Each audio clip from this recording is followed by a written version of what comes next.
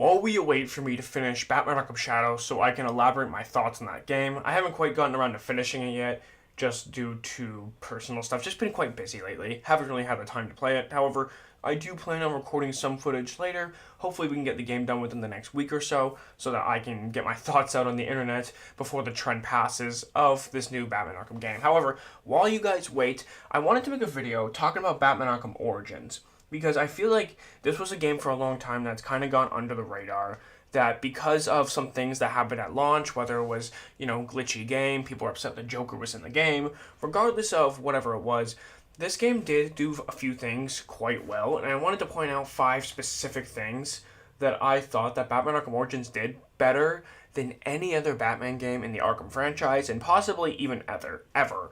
And I mean, I guess you could say that all the Batman Arkham games are the best Batman games ever. So, without further ado, let's go over 5 things I think Batman Arkham Origins did best. The first and one of the most obvious things that people tend to associate with this game that I want to get out of the way from the jump is boss fights. This game had some of the best boss fights because that was kind of the model of the story of this game. So it kind of had to live up to have the best boss fights, right? It was about 8 assassins after Batman's head, and we basically have to stop them all. And so that kind of became the whole plot of the game. Thus, therefore, the boss fights should be the best. But this game did have some really, really good bosses that I don't think were really beaten by anything besides maybe Mr. Freeze in Batman Arkham City, and that one was really good. However, some of the boss fights in Arkham Origins, how many good ones there were, makes it, for me, the best in the franchise. And some good examples of that I think would be Deadshot, would be Bane, the Killer Croc at the very beginning of the game, I thought was done very well. Deathstroke obviously is one of the best hand-to-hand combat ones of all time. It's kind of on par with the Mr. Freeze one, except this one's melee. It's not a stealth one, so they're kind of equal in terms of their capabilities. And there are other ones that were okay. I mean, Shiva's was kind of meh, to be honest, and there were a few that weren't really anything special. However, I still think that the boss fights were the best because the best of the best were extremely good. Even Fireflies, honestly, was not that bad. I like the scenery change, the fact that it takes place on the bridge. I thought that was an awesome experience. Now, the second thing I think this game did the best out of the entire franchise, and people might argue this one with me, but I don't think it's really that much of a debate in my opinion, and that's the crime scene investigating in this game. Honestly, in my opinion, the murder mystery aspect in this game was done extremely well. When you go to Lacey Towers, and that's probably the first crime scene you're going to investigate in this game, it makes you go step by step. There's a lot to look at. There's a lot of clues that you have to investigate, rewind time, and put time forward, fast forward, I guess you would say.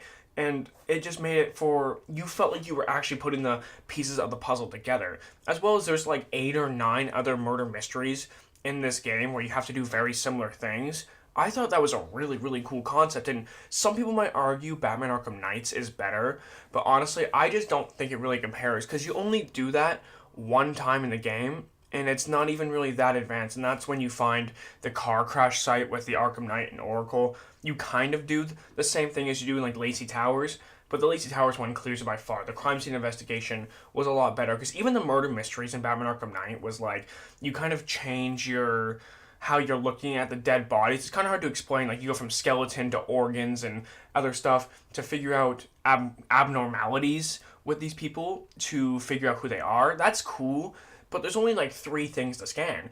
In Batman Arkham Origins, it felt like there was so many things to scan, so many things to process and put together to find your evidence to catch the killer.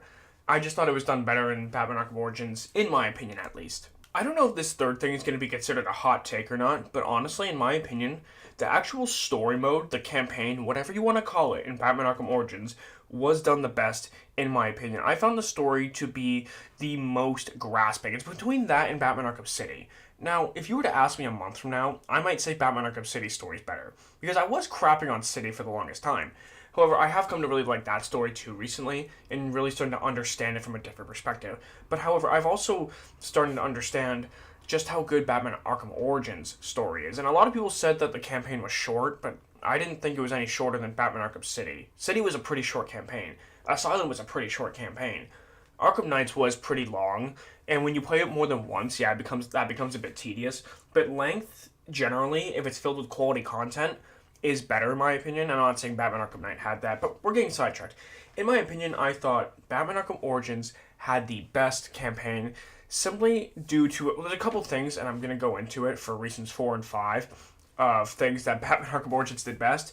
But I would say throughout the course of the story, Batman just learns a lot about himself, a lot more than he does in other games. And that's a point I'm going to get into for my fourth thing. But I thought that the campaign was the most intriguing. I thought that the assassins on going after your head was a very unique plot twist, because people are always trying to kill Batman, but it's not 8 super high level deadly assassins that could kill you in the brink of a second if you allow them to even get close to you. I thought it was a very interesting plot point. I thought going to Blackgate Prison, finding yourself going back and forth between the GCPD, Blackgate Prison, the Batcave, I thought all these levels were done extremely well as developing your relationship with Jim Gordon, something that it is seen sometimes in Batman media. However, in this game, I thought it was done extremely well, and also to see how good Gordon's, character model finally looked, how young he looks, and it really goes to show how much stress can really play a factor when you're in Gotham. The fourth thing that this game did the best, in my opinion, and it's something I kind of briefly talked about in the last entry, but that's the overall character development of Batman / Bruce Wayne, whatever you want to call him. I thought that Bruce Wayne's character development in this game specifically was the best, because he had the most opportunity to grow, because he's been doing this Batman thing for about 2 years at this point, but he's not super well known. He's not like a veteran when it comes to Gotham and its crime. So obviously, Batman still has a lot to learn about himself and a lot to learn about Gotham as a whole, and he knows about all the corruption, but I don't think he understands everything to the deepest level yet. But Batman, you can tell in this game, is just a very angry man, and part of the reason why I think he wants to beat up criminals is obviously due to the anger and suffering he feels from losing his parents, but I also think I think there's part of him that does enjoy hurting other people. He wants to hurt other people because he's experienced the same hurt. It's not necessarily just about criminals. I think it's a mental issue that he has. And whenever people say Batman's crazy, they do have a point, because it's not normal to dress up as a bat and want to go out and hurt people, regardless of the criminal activities that they do on a day-to-day basis. But also the character development, from a standpoint that Batman is a loner, right? He feels the need that he always has to do everything by himself, that he's an island. He's not just a man, he's an entire army, and he could take out everybody by himself. But throughout the course of this game, when he gets someone very close to him, and Alfred nearly killed and did die for a very short amount of time, he comes to learn that he needs to use his allies as a weapon. Now, Batman is always a loner. He doesn't really like to work with Robin or Nightwing or even Alfred necessarily that much. But he does learn that sometimes a helping hand can just be what saves your life. Now, the last thing I think that this game did best, and I haven't really talked about this much yet because, first of all, I have made a video on this, but also I didn't want to talk about this in my campaign thoughts because I wanted to elaborate it here. And the first thing that this game did the best was the Joker. And quite simply, if you go through the course of the 4 Batman Arkham games, I thought that Arkham Asylums was good. It was a classic story, but nothing really too special to it. Batman Arkham City felt more like a desperate cry for help, and kind of felt like it was forced, like him being put in the center of attention. So he, poisons Batman and whatever. In Batman Arkham Knight, it definitely felt like he had to be the front and center and had to steal the show in order to grasp, the player's attention, because everybody knows who the Joker is. It's a main selling point. I'll say it time and time again.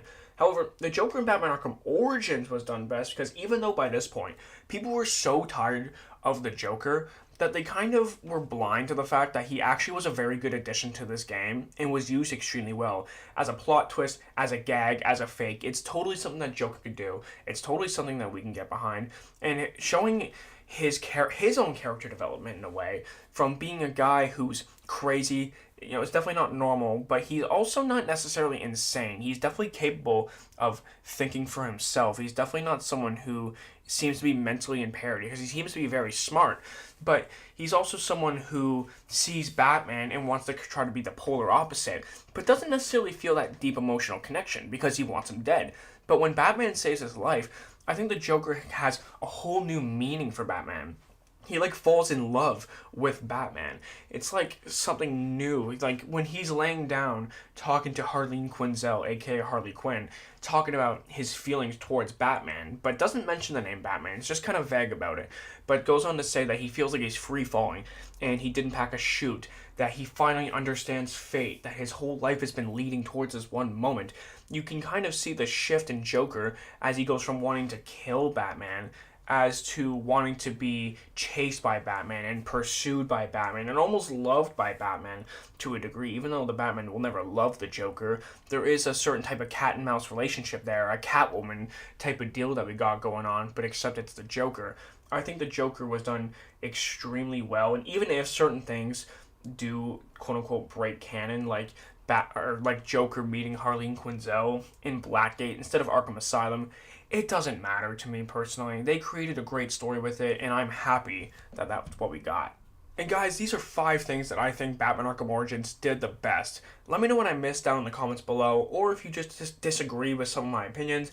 I will do the other games and stuff. I have done Batman Arkham City, Batman Arkham Asylum. I plan on doing Batman Arkham Knight next, and I'll go through the 5 things that these games did the worst, respectively, as well as, my thoughts on Batman Arkham Shadow once I complete it. But like I said at the start of the video, I'm working on it. I'm going to have it coming out here soon, having my videos and my thoughts on the game coming out soon, and then we plan on branching out to other stuff for a while. As much as I love these games, there's only so many videos you can make on these specific games, so I plan on branching out, Spider-Man, other types of games. So I hope you guys look forward to that. I hope you guys enjoyed this video, and if you did, make sure to subscribe, and I'll see you guys later.